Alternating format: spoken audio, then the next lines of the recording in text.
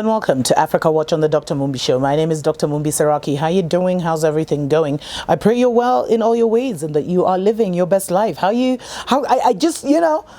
How's 2019 treating you? It's only June and so much has happened. We're now into our winter season here in Africa, so we're freezing. That's why you see me in the Masai blanket.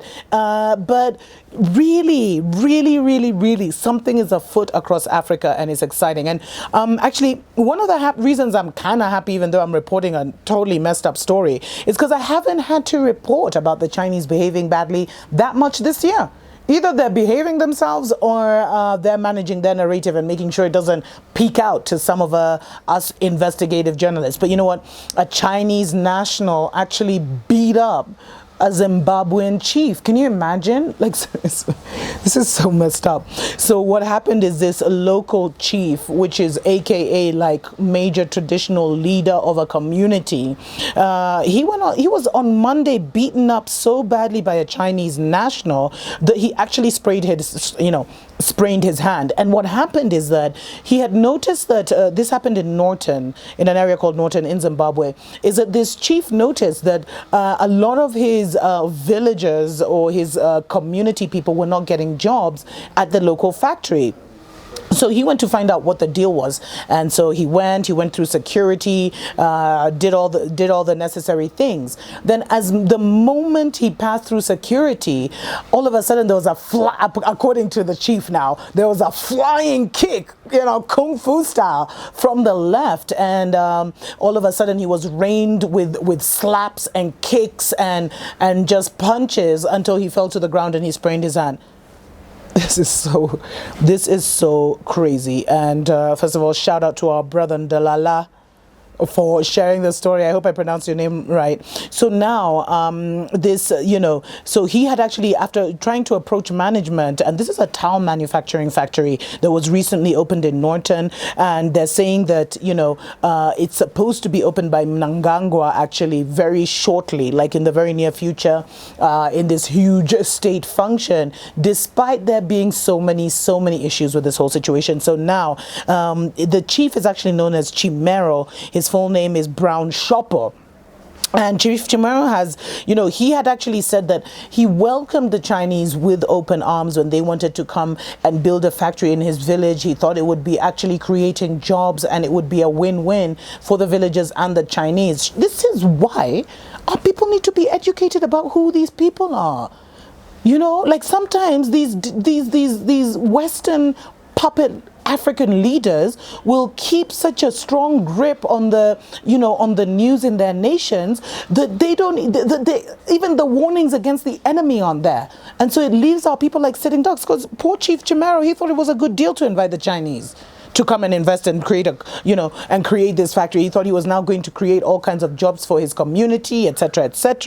And they came bearing gifts. It was all this warm relationship. Then less than 2 years later, they're beating your ass down.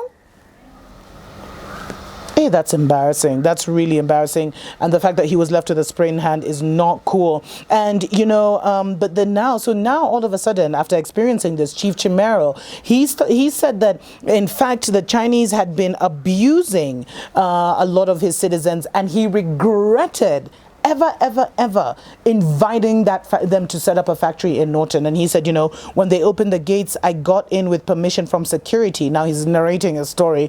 And he, quote unquote, the national, the Chinese national, came out of nowhere and kicked me. My hand is in pain. The person who attacked me is a Chinese national, and I'm on my way to report the matter to the police. And not only did he report the matter to the police, but he took it one step further, and he went to see a gentleman called Temba Mliswa, who is a member of parliament for that region, and a lot of people call him the Malema of Zimbabwe. He's fiery and everything, and it was awesome what he had to say. I'll share right after this.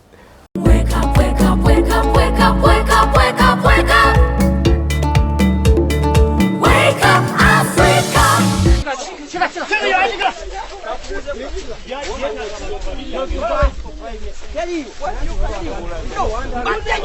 You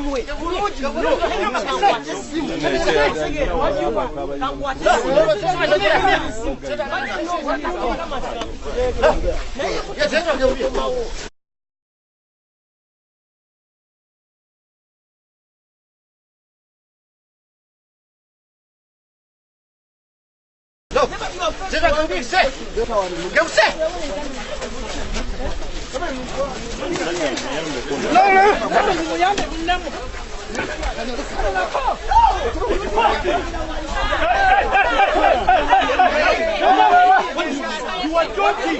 You are joking. My dear. You are joking. You are joking, my dear. You are joking. Don't try. Don't try. Don't try. Don't try. Let him don't try. Don't try.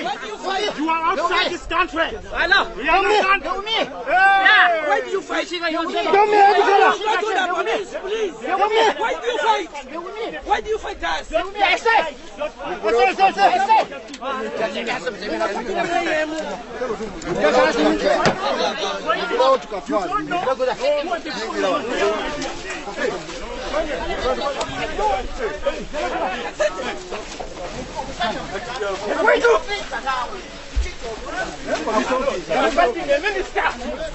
Leave with minister. Fighting the minister. Uganda. Yes. Now why are you fighting? With the minister. Wait. Leave. Fight. What you want? What you want?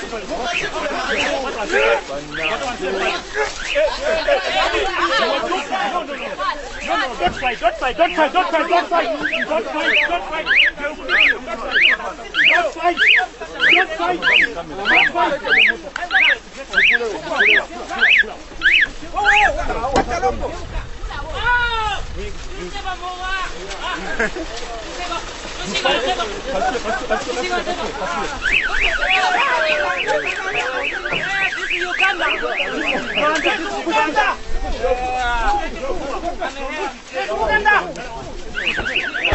Wake up, wake up, wake up, wake up, wake up, wake up, wake up. Wake up, Africa.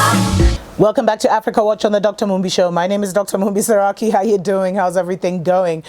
So, this poor chief, Chief Chimero, was rained with slaps and kicks and ended up with a sprained hand at the mercy of a Chinese national in his own village, among his own community.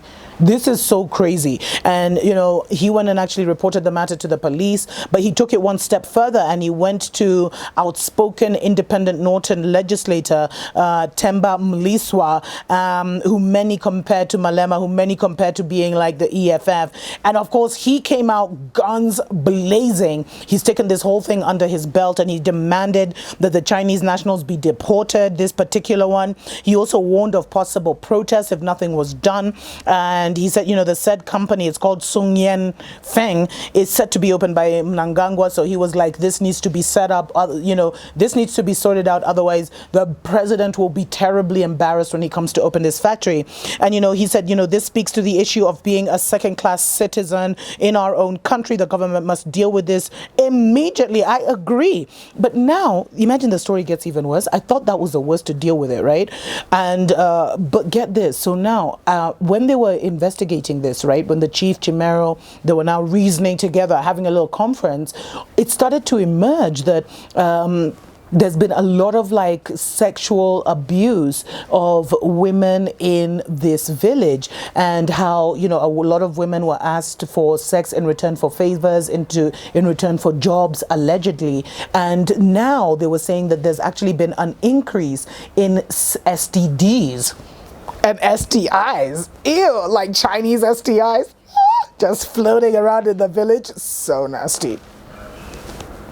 And so he also, so he claimed that the prevalence of the STDs had actually gone up, and it was all because of this, misuse and use and abuse from the Chinese. And, he went further to say the Department of Immigration must deal with this immediately. This Chinese man must be deported. For as long as they make people who are foreigners more superior than us, there shall be protests, there shall be demonstrations, and there shall be a message which should be sent to them foreigners.